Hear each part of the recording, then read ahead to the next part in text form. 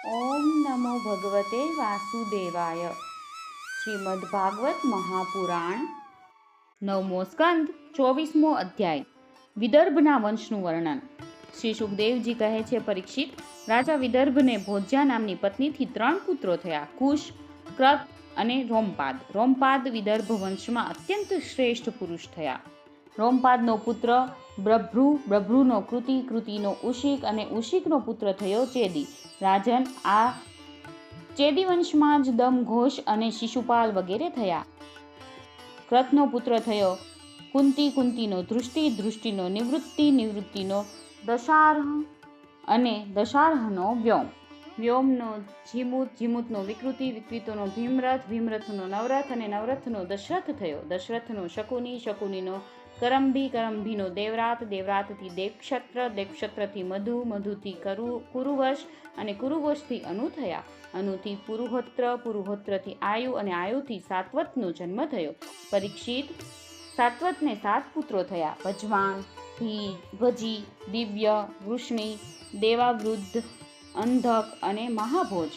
ભજમાનને 2 પત્નીઓ હતી. એક પત્નીથી 3 પુત્રો થયા: નિમ્લોચી, ક્રીડિણ અને દૃષ્ટિ. બીજી પત્નીને પણ 3 પુત્રો થયા: શતાજીત, સહસ્ત્રાજીત અને અયુતાજીત. દેવાવૃદ્ધના પુત્રનું નામ બભ્રુ હતું. દેવાવૃદ્ધ અને બભ્રુના સંબંધમાં આવા અર્થના 2 શ્લોક કહે છે. બભ્રુ મનુષ્યોમાં શ્રેષ્ઠ છે અને તેના પિતા દેવાવૃદ્ધ દેવો જેવા છે. તે બંનેને અમે જેવા દૂરથી સાંભળીએ છીએ તેવા સમીપથી પણ જોઈએ છીએ. આનું કારણ છે કે બભ્રુ અને દેવાવૃદ્ધ પાસેથી ઉપદેશ લઈને 14,065 મનુષ્યો પરમપદને પ્રાપ્ત થઈ ચૂક્યા છે. સાત્વતના પુત્રોમાં મહાભોજ પણ મોટા ધર્માત્મા હતા. તેમના જ વંશમાં ભોજવંશી યાદવ થયા.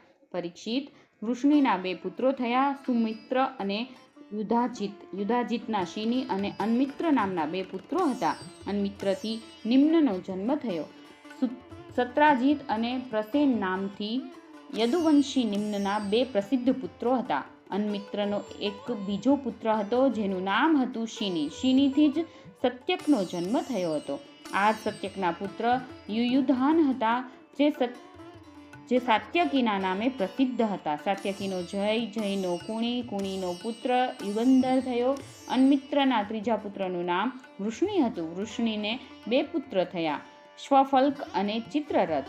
શ્વફલ્કની પત્નીનું નામ ગાંદિની હતું. તેમનાથી સર્વથી શ્રેષ્ઠ અક્રૂર સિવાય 12 પુત્રો થયા: આસંગ, સારમેય, મૃદુર, મૃદુવિદ્ધ, ગિરી, ધર્મવૃદ્ધ, સુકર્મા, ક્ષેત્રોપેક્ષ, અરિમર્દન, શત્રુઘ્ન, ગંધમાદ અને પ્રતિબાહુ. એમને એક બહેન પણ હતી જેનું નામ સુચિરા હતું. અક્રૂરને 2 પુત્રો હતા: દેવવાન અને ઉપદેવ. શ્વફલ્કના ભાઈ ચિત્રરથને પૃથુ, વિદુરથ વગેરે ઘણા પુત્રો થયા, જે વૃષ્ણિવંશીઓમાં શ્રેષ્ઠ માનવામાં આવતા હતા. સાત્વતના પુત્ર અંધકને 4 પુત્રો થયા: કુકુર, ભજમાન, શુચિ અને કંબલવર્હી. તેમનામાં કુકુરનો પુત્ર વર્હિનો વિલોમા, વિલોમાનો કપોતરોમાં અને કપોતરોમાંનો અનુ થયો. તુંબુર ગંધર્વની સાથે અનુને મિત્રતા હતી. અનુને પુત્ર અંધક, અંધકનો દુદુંભી, દુદુંભીનો અરિઘોત, અરિઘોતનો પુનર્વસુ અને પુનર્વસુને આહુક નામનો એક પુત્ર તથા આહુકી નામની એક કન્યા થઈ. આહુકને પુત્ર થયા દેવક અને ઉગ્રસેન. દેવકને 4 પુત્ર થયા: દેવવાન, ઉપદેવ, સુદેવ અને દેવવર્ધન. આ 4 ભાઈઓને 7 બહેનો હતી: ધૃતદેવા, શાંતિદેવા, ઉપદેવા, શ્રીદેવા, દેવરક્ષિતા, સહદેવા અને દેવકી. વાસુદેવજીએ આ 7 બહેનો સાથે લગ્ન કર્યા હતા. ઉગ્રસેનને 9 પુત્રો હતા: કંસ, સુનામા, ન્યધ, ગોધ્ર, કંડક, શંડુ, સુહુ, રાષ્ટ્રપાલ, સૃષ્ટિ અને તૃષ્ટિમાન. ઉગ્રસેનને 5 કન્યાઓ પણ હતી: કંસા, કંસવતી, કુંડકા, શુરભુ અને રાષ્ટ્રપાલિકા. આમાંના લગ્ન દેવભાગ વગેરે વાસુદેવજીના નાના ભાઈઓ સાથે થયા હતા. ચિત્રરથના પુત્ર વિદુરથી શૂર, શૂરથી ભજમાન, ભજમાનથી શિની, શિનીથી સ્વયંભોજ અને સ્વયંભોજથી રદિક થયા. રદિકને 3 પુત્રો થયા, દેવબાહુ, શતધન્વા અને કૃતવર્મા. દેવમીઢના પુત્ર શૂરની પત્નીનું નામ મારીશા હતું. શૂરને મારીશાથી વાસુદેવ, દેવભાગ, દેવશ્રવા, આનક, સૃંજ્ય, શામક, કંડક, શમિક, વત્સક અને વૃક નામના 10 પુત્રો થયા. આ બધા જ ખૂબ પુણ્યાત્મા હતા. વાસુદેવજીના જન્મ સમયે દેવતાઓના નગારા અને નોબત સ્વયં વાગી ઉઠ્યા હતા. તેથી તેઓ આનક દુદુંભી પણ કહેવાયા. તેઓ જ ભગવાન શ્રી કૃષ્ણના પિતા થયા. વાસુદેવ વગેરેની 5 બહેનો પણ હતી. પૃથા એટલે કે કુંતી, શ્રુતદેવા, શ્રુતિકીર્તિ, શ્રુતશ્રવા અને રાજાધિદેવ. વસુદેવના પિતા શૂરસેનના એક મિત્ર હતા, કુંતીભોજ. કુંતીભોજને કોઈ સંતાન ન હતું. તેથી શૂરસેને તેમને પૃથા નામની પોતાની સૌથી મોટી કન્યા દત્તક આપી હતી. પૃથાએ દુર્વાસા ઋષિને પ્રસન્ન કરીને તેમના પાસેથી દેવતાઓને પ્રત્યક્ષ કરવાની વિદ્યા પ્રાપ્ત કરી હતી. એક દિવસ તે વિદ્યાના પ્રભાવની પરીક્ષા લેવા માટે પૃથાએ પરમ પવિત્ર ભગવાન સૂર્યનું આહ્વાન કર્યું. તે જ સમયે ભગવાન સૂર્ય ત્યાં આવી પહોંચ્યા. તેમને જોઈને કુંતીજી મનમાં આશ્ચર્ય પામ્યા. તેમણે કહ્યું, ભગવાન, મને ક્ષમા કરો. મેં તો પરીક્ષા લેવા માટે જ આ વિદ્યાનો પ્રયોગ કર્યો હતો. હવે આપ જ જઈ શકો છો. સૂર્યદેવે કહ્યું, દેવી, મારું દર્શન નિષ્ફળ થઈ શકતું નથી. તેથી હે સુંદરી, હવે હું તારાથી એક પુત્ર ઉત્પન્ન કરવા ઈચ્છું છું. તમે કુમારી છો, તેથી તમારો કૌમાર્ય ધર્મ દૂષિત ન થાય તે પ્રમાણે પુત્ર આપીશ. આમ કહીને ભગવાન સૂર્યદેવે ગર્ભ સ્થાપિત કરી દીધો અને ત્યારબાદ તેઓ સ્વર્ગમાં ચાલ્યા ગયા. તે જ સમયે તેમને એક બહુ જ સુંદર અને તેજસ્વી બાળક ઉત્પન્ન થયો. તે દેખાવમાં બીજા સૂર્ય જેવો લાગતો હતો. પૃથા લોકનિંદાથી ડરી ગઈ. તેથી તેણે ખૂબ દુઃખ સાથે તે બાળકને નદીના જળમાં વહાવી દીધો. પરીક્ષિત, તે જ પૃથાનો વિવાહ તમારા દાદાશ્રી અર્જુનના પિતા પાંડુ સાથે થયો હતો, જે ખરેખર મોટા સત્ય પરાક્રમી હતા. પરીક્ષિત, પૃથાની નાની બહેન શ્રુતદેવાનો વિવાહ કુરુષ દેશના અધિપતિ વૃદ્ધશર્મા સાથે થયો હતો. તેના ગર્ભથી દંતવક્ત્રનો જન્મ થયો. આ તે જ દંતવક્ત્ર છે જે પૂર્વજન્મમાં સનકાદી ઋષિઓના શાપથી હિરણ્યાક્ષ થયો હતો. કૈકઈ દેશના રાજા ધૃષ્ટકેતુએ શ્રુતિકીર્તિ સાથે લગ્ન કર્યું હતું. તેનાથી સંતર્દન વગેરે 5 કૈકઈ રાજકુમારો થયા. રાજાધિદેવીનો વિવાહ જયસેન સાથે થયો હતો. તેને 2 પુત્ર થયા, વિંદ અને અનુવિંદ. તે બંને અવંતીના રાજા થયા. ચેદીરાજ દમઘોષે શ્રુતશ્રવા સાથે પાણી ગ્રહણ કર્યું. તેનો પુત્ર હતો શિશુપાલ, જેનું વર્ણન હું પહેલાં કરી ચૂક્યો છું. વસુદેવજીના ભાઈઓમાંથી દેવભાગની પત્ની કંસાના ગર્ભથી 2 પુત્રો થયા, ચિત્રકેતુ અને બૃહદબલ. દેવશ્રવાની પત્ની કંસવતીથી સુવીર અને ઈશુમાન નામના 2 પુત્ર થયા. આનકની પત્ની કંકાના ગર્ભથી પણ 2 પુત્ર થયા, સત્યજીત અને પુરુજીત. સૃંજ્યને પોતાની પત્ની રાષ્ટ્રપાલિકાથી વૃષ અને દુર્મર્ષણ વગેરે પુત્રો થયા. આ જ પ્રમાણે શામકને શૂરભૂમિ એટલે કે શુરભુ નામની પત્નીથી હરિકેશ અને હિરણ્યાક્ષ નામના 2 પુત્ર થયા. મિશ્રકેશી અપ્સરાના ગર્ભથી વત્સકના પણ વૃક વગેરે પુત્રો થયા. વૃકને દુર્વાક્ષીના ગર્ભથી તક્ષ, પુષ્કર અને શાલ વગેરે પુત્રો થયા. શમિકની પત્ની સુદામિનીને પણ સુમિત્ર અને અર્જુનપાલ વગેરે પુત્રો થયા. કંડકની પત્ની કર્ણિકાના ગર્ભથી 2 પુત્ર થયા, રુદ્રધામ અને જય. આનક દુંદુભી વાસુદેવજીની પૌરવી, રોહિણી, ભદ્રા, મદિરા, રોચના, ઈલા અને દેવકી વગેરે પત્નીઓ હતી. રોહિણીના ગર્ભથી વાસુદેવજીના બલરામ, ગદ, સારણ, દુર્મદ, વિપુલ, ધ્રુવ અને કૃત વગેરે પુત્રો થયા. પૌરવીના ગર્ભથી તેમને ભૂત, સુભદ્ર, ભદ્રવા, દ્રુમર્દ અને ભદ્ર વગેરે 12 પુત્ર થયા. મદિરાના ગર્ભથી નંદ, ઉપનંદ, કૃતક, શૂર વગેરે પુત્રો થયા હતા. કૌશલ્યાએ વાસુદેવજી દ્વારા કુળને આનંદ આપનાર કેશી નામના એક જ પુત્રને જન્મ આપ્યો હતો. વસુદેવજીના પત્ની રોચનાને હસ્ત અને હેમાંગદ વગેરે તથા ઈલાથી ઉરુ, વલ્ક તથા યદુ વગેરે પુત્રો થયા હતા.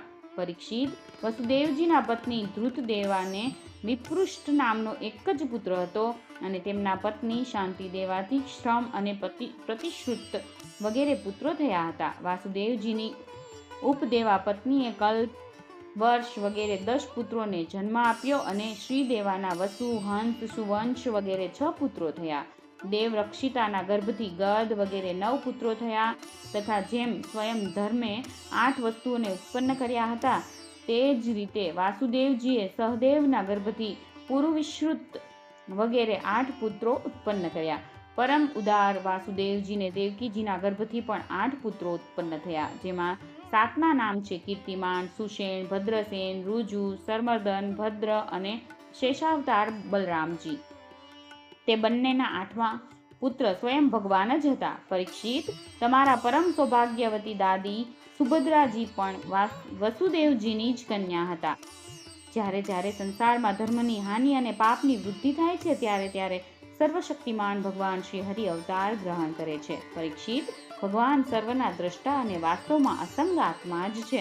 તેથી તેમની આત્મ સ્વરૂપિણી માયા સિવાય તેમના જન્મ અથવા કર્મનું કોઈ પણ કારણ નથી. તેમની માયાનો વિલાસ જ જીવના જન્મ, જીવન અને મૃત્યુનું કારણ છે અને તેમનો અનુગ્રહ જ માયાને જીતીને આત્મ સ્વરૂપને પ્રાપ્ત કરાવનારો છે.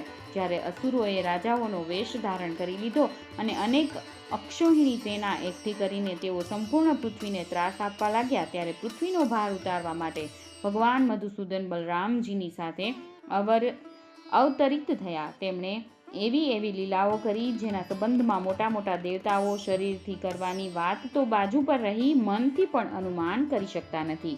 પૃથ્વીનો ભાર તો ઉતર્યો જ, સાથે સાથે કલિયુગમાં પેદા થનારા ભક્તો ઉપર અનુગ્રહ કરવા માટે ભગવાને એવા પરમ પવિત્ર યશનો વિસ્તાર કર્યો જેનું ગાન અને શ્રવણ કરવાથી ભક્તોના દુઃખ, શોક અને અજ્ઞાન પૂરેપૂરા નષ્ટ થઈ જશે. તેમનો યશ શું છે? લોકોને પવિત્ર કરનારું શ્રેષ્ઠ તીર્થ છે. સંતોના કાનને માટે તો તે સાક્ષાત અમૃત જ છે. એકવાર પણ જો મનુષ્ય કાનરૂપી અંજલિથી તેનું આચમન કરી લે છે તો તેની તમામ કર્મ વાસનાઓ નિર્મૂળ થઈ જાય છે. પરીક્ષિત, ભોજ, વૃષ્ણિ, અંધક, મધુ, શૂરસેન, દશાર્હ, કુરુ, સૃજ્ય અને પાંડુવશી વીર રાજાઓ નિરંતર ભગવાનની લીલાઓનું આદર સાથે ગાન કરતા રહે છે. ભગવાનનું શ્યામ શરીર સર્વાંગ સુંદર હતું. તેમણે તે મનોરમ વિગ્રહથી તથા પોતાના પ્રેમભર્યા સ્નેહાળ હાસ્ય, કૃપાદ્રષ્ટિ, ઉદાર વાક્યો, પરાક્રમ ભરેલી લીલાઓથી સમગ્ર મનુષ્યલોકને આનંદના સમુદ્રમાં તરબોળ કરી દીધો હતો. ભગવાનના મુખારવિંદની શોભા તો અનોખી જ હતી. મકરાકૃત કુંડળોથી તેમના કાન અતિ મનોહર લાગતા હતા. તેમની કાંતિથી કપોલ એટલે કે ગાલની સુંદરતા વધુને વધુ ખીલી ઉઠતી હતી. જ્યારે મંદ હાસ્ય અને વિલાસથી ભરેલા આનંદને દેનારા ભગવાન શ્રી કૃષ્ણના મુખારવિંદ પર સદા રહેતા આનંદની છોળો ઉછળતી. બધા સ્ત્રી પુરુષો તેમના નેત્રના પાત્રોથી નિત્ય તેમની મુખ માધુરીનું પાન કરતા, પરંતુ તૃપ્ત થતા નહીં. તેઓ તેનો રસ લઈને આનંદિત તો થતા જ હતા, પરંતુ નેત્રોના આડે આવતા પોપચા તેને પાડનારા નિમિરાજા ઉપર ખીજાતા પણ હતા. લીલા પુરુષોત્તમ ભગવાને અવતાર લીધો મથુરામાં વાસુદેવજીના ઘેર, પરંતુ ત્યાં રહ્યા નહીં. ત્યાંથી ગોકુલમાં નંદ બાવાને ઘેર ચાલ્યા ગયા. ત્યાં તેમનું પ્રયોજન ગોપીઓ અને ગાયોને સુખી કરવાનું હતું. તે કાર્ય પૂરું કરીને મથુરા પાછા આવ્યા. વ્રજમાં, મથુરામાં તથા દ્વારકામાં રહીને અનેક શત્રુઓનો સંહાર કર્યો. તેમણે અનેક સ્ત્રીઓ સાથે લગ્ન કર્યા. તેમને હજારો પુત્રો થયા. સાથે સાથે પોતાના સ્વરૂપનો સાક્ષાત્કાર કરાવનારી પોતાની વાણીરૂપી શ્રુતિઓની મર્યાદા સ્થાપિત કરવા માટે અનેક યજ્ઞો દ્વારા સ્વયં પોતાનું જ યજન કર્યું. કૌરવો અને પાંડવોની વચ્ચે ઉત્પન્ન થયેલા આપસના કલહને નિમિત્ત બનાવીને તેમણે પૃથ્વીનો ઘણો ખરો ભાર હલકો કરી નાખ્યો તથા યુદ્ધમાં પોતાની દ્રષ્ટિથી જ રાજાઓની અનેક અક્ષોહિણી સેનાનો ધ્વંસ કરીને સંસારમાં અર્જુનને જીતનો ડંકો વગાડી દીધો. પછી ઉદ્ધવને આત્મતત્વનો ઉપદેશ કર્યો અને ત્યારબાદ તેઓ પોતાના પરમધામમાં સીધાવી ગયા. 9મા સ્કંધ અંતર્ગત સૂર્ય સોમવંશાનું કીર્તન માનો યદુવંશાનું કીર્તન નામનો 24મો અધ્યાય સમાપ્ત. આ સાથે જ 9મો સ્કંધ સમાપ્ત.